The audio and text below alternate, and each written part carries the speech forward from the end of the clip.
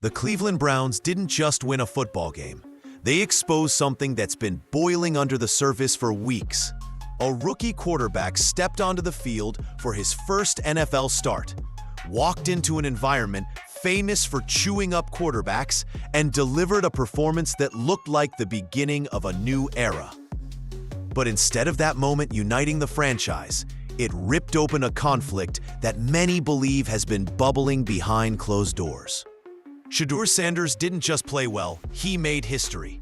He became the first Browns rookie in decades to win his debut, and he did it on the road under pressure against a Raiders team that hadn't been giving anything away for free.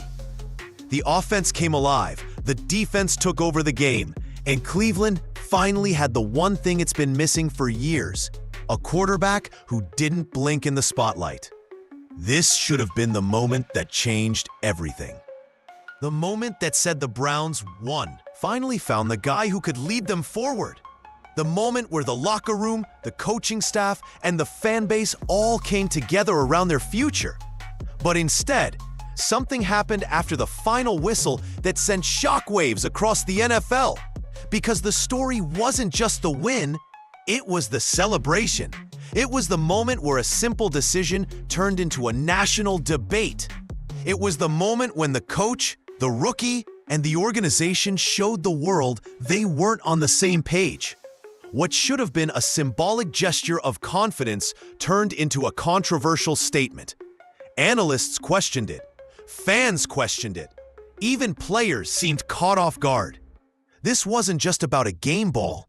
This was about respect, leadership, and whether everyone inside the building is really committed to the same future. A rookie delivered a historic moment, but the aftermath revealed something much bigger. A franchise that may not be ready to stand behind him, and that's where the real story starts. From the moment Shedeur Sanders took the first snap of his NFL career, you could feel something different in the air. This wasn't just another rookie stepping in because of injuries or desperation. This was a franchise that's been starving for a quarterback, finally getting a glimpse of what it's been missing for almost 3 decades. Cleveland isn't a place where rookie quarterbacks walk in and succeed. It's a place where they get overwhelmed, picked apart, and forgotten. But Shedeur didn't look like someone just trying to survive the moment. He looked like someone ready to own it. He played with a level of poise and command that you rarely see from rookies in their first game. He didn't panic when the pocket collapsed. He didn't hesitate when the deep opportunities opened up. He made the kind of throws that instantly changed the tone of a season. A 52-yard strike that hit his receiver in stride and shut up every critic who said he couldn't push the ball downfield. A perfectly placed screen that turned into a long touchdown. Smart decisions, calculated risks, and a confidence that spread through the entire offense. And the craziest part? He made it look easy. The Browns had been waiting for a quarterback who could elevate the team instead of being carried by it. Someone who could handle pressure instead of getting swallowed by it. In this game, Sanders did exactly that. Only 1 sack. A clean, controlled performance from someone who was supposed to need time to adjust.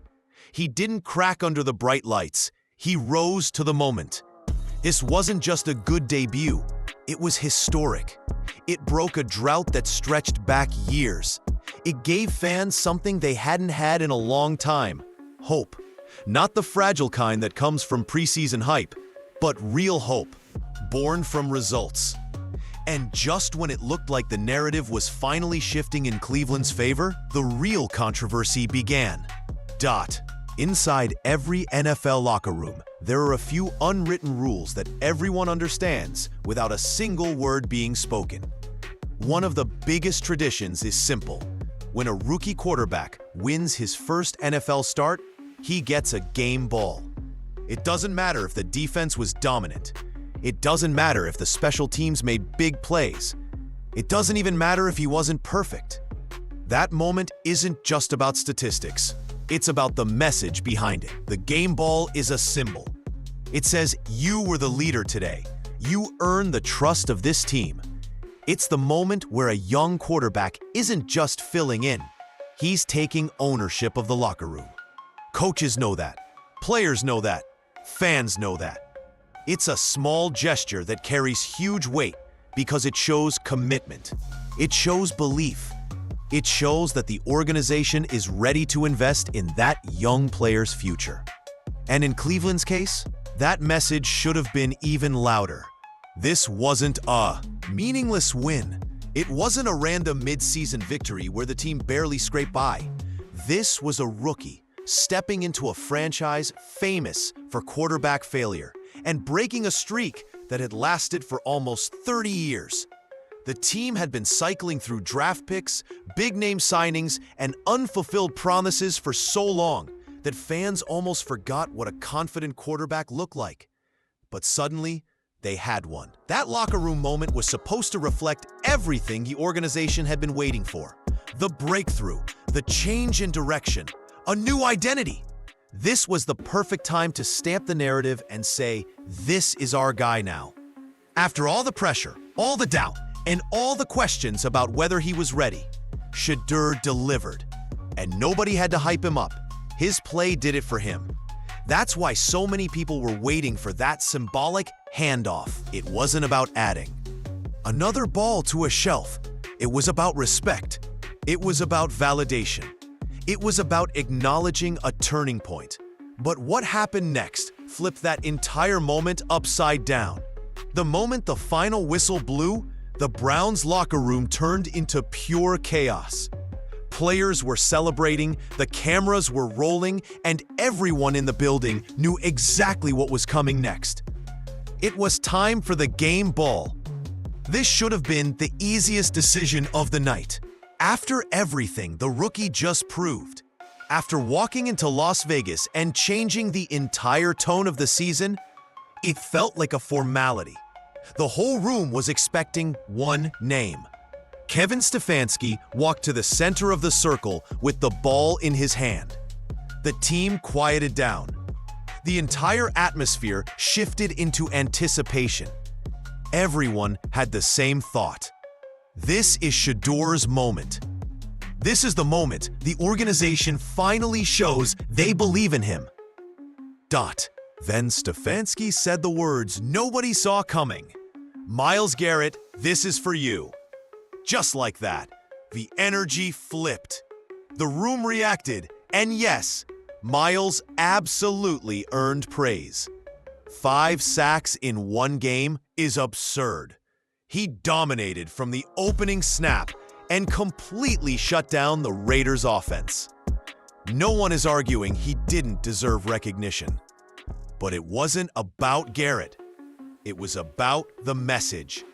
That decision stunned people because there didn't need to be only one game ball. There didn't need to be a choice between the defensive star and the rookie quarterback. Coaches hand out multiple balls all the time. This should have been both. It could have been both, but it wasn't. The camera footage hit social media instantly. Fans replayed the clip and couldn't believe what they were seeing. Analysts didn't wait for the press conference. They started calling out the decision on live shows. Even people who barely follow the Browns asked the same. Question: how do you ignore the quarterback who just made team history? It wasn't just a missed moment. It felt deliberate. It felt like a statement. A statement that raised more questions than answers. Because suddenly, the story wasn't about the win. It was about the coach refusing to give the rookie the recognition he earned. And that single choice sent a message that echoed far beyond the locker room. The controversy had just begun. The reaction to that moment didn't take days or even hours. The clip of Stefanski handing the game ball to Myles Garrett hit social media within minutes, and it didn't take long for the entire NFL world to erupt. What should have been a quiet locker room tradition instantly became a national talking point. Fans weren't celebrating the win anymore. They were asking one simple question: why didn't Shedeur get a game ball? It spread like wildfire. Analysts paused their normal segments to replay the clip. Podcasts, sports shows, and even former players weighed in. Some tried to play it off as a misunderstanding. Most weren't buying that. They saw it the same way everyone else did, an obvious moment of respect being skipped over. And when something that simple gets ignored, people start hunting for the reason. Shannon Sharpe, media personalities, insiders, and countless fans started calling attention to how weird it looked. Not because Miles wasn't deserving, but because there was no reason Shedeur couldn't have been honored too. That decision felt intentional. It felt personal. It felt like Stefanski was sending a message. You're not the guy yet. And that's exactly why the backlash exploded. But this wasn't just the internet being dramatic. Even neutral reporters picked up on the tension. Headlines asked whether Stefanski was trying to keep control of the quarterback room. Analysts questioned if there was hesitation inside the organization about fully handing the keys to Shedeur. Fans began wondering if the coaching staff was resisting a shift the rest of the franchise could already see coming. And that's when the conversation shifted from one moment to something bigger. People started digging into the dynamic between the front office and the coaching staff. They pointed out how strongly the GM backed Shedeur during the draft. They looked at how the coaching staff talked about him versus other quarterbacks. It became obvious that this wasn't just about a single game ball. It was about conflicting belief systems within the same building. What made this situation even more explosive was the timing.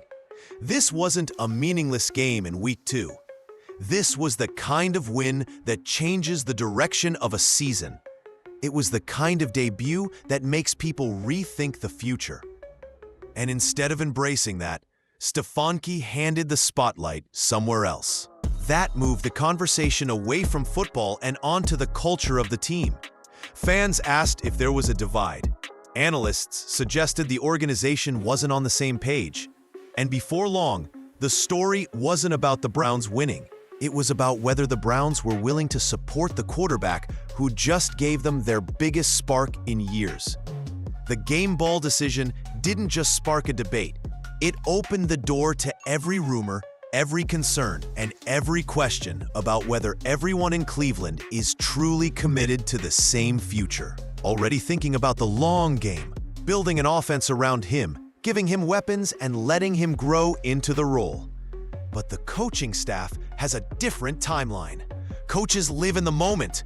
Their jobs depend on winning on Sunday, not next season.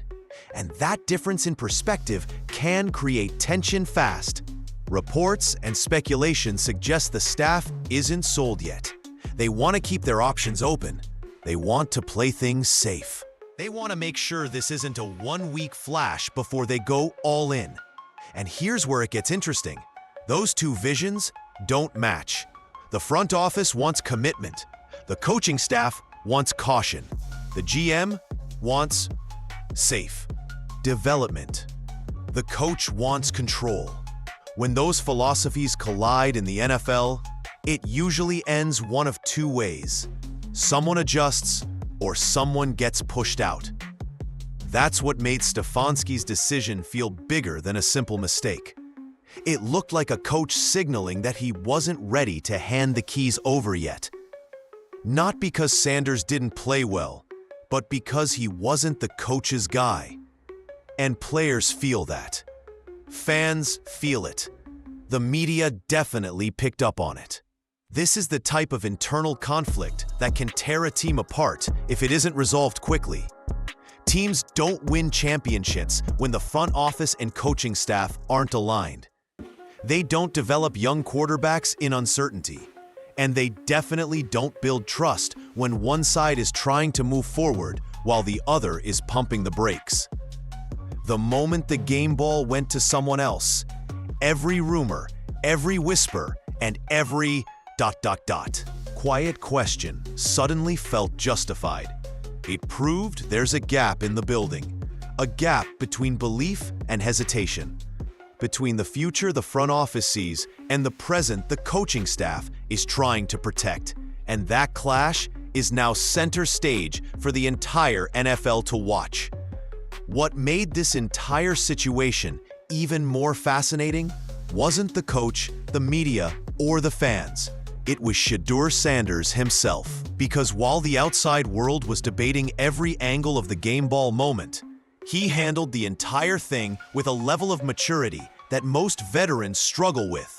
He could have turned the spotlight back on himself. He could have questioned the decision, hinted at disrespect, or fed into the controversy. But he didn't do any of that. He stayed calm, steady, and focused. When asked about the game, he didn't bring up the snub or the noise surrounding it. He talked about the win. He talked about execution. He talked about his teammates stepping up. That's the part that really grabbed people's attention. Because a rookie dealing with that kind of hype and pressure isn't supposed to be that composed. He's not supposed to shut out the noise, ignore the drama, and keep his voice level. But Shedeur did, and that told everyone something about who he is as a player. This isn't someone riding confidence from a single performance. This is someone who's built for the long-term fight. He's played on big stages. He's dealt with critics for years. He's had pressure on him since high school. And every time, he's done the same thing. Answered with his play, not his words. Teammates noticed it too. You could see it in the way they celebrated with him, the way veterans rallied around him, and the way the offense responded when he was in the huddle. He didn't need approval from the coach to validate the moment. His performance already did that. And that's where the real shift happened. Because while some people questioned whether the Browns were ready to believe in him, Shedeur walked out of that stadium looking more ready than ever. He showed that no matter how big the moment or how loud the criticism gets, he's not going to lose focus. He's not going to get emotional. He's not going to let anyone's hesitation define him. He let his game deliver the message. And the message was clear. He's not just here to compete. He's here to lead. The most revealing part of this entire situation isn't the performance, the win, or the stats. It's the fact that one small moment shook the entire organization and exposed a deeper truth the Browns can't ignore anymore. Shedeur didn't just walk into Las Vegas and win a football game. He walked into a fractured situation and forced everyone to react. Some people embraced it, others pulled back, and the reactions told us everything. Because now Cleveland is standing at a crossroads. The franchise finally has a young quarterback who looks capable of changing their identity, ending the cycle of disappointment, and giving the locker room something to rally behind. But the question isn't whether Shedeur can play. He proved that in one night. The real question is whether everyone around him is ready to build in the same direction. If the coaching staff continues to hesitate, continues to hold back, or continues to treat him like a temporary option, the Browns risk repeating the same story they've lived through for almost 3 decades. But if they lean in, if they align behind the quarterback the front office clearly believes in, Cleveland could break out of the pattern that's kept them stuck for so long. That decision matters more than any single play. And here's what becomes clearer the more you look at it. Shedeur doesn't need approval to prove he belongs. He's already doing that on the field. He's doing it in the locker room. He's doing it with how he carries himself when the spotlight gets uncomfortable. That's the kind of presence franchises spend years trying to find. So now, the pressure shifts away from him and toward the people in charge. The GM sent his message. The fans sent theirs. The team responded. The only thing left is whether the Browns can get out of their own way and give the quarterback they've been waiting for the same belief he's already earned. Because the story isn't finished. It's just getting started.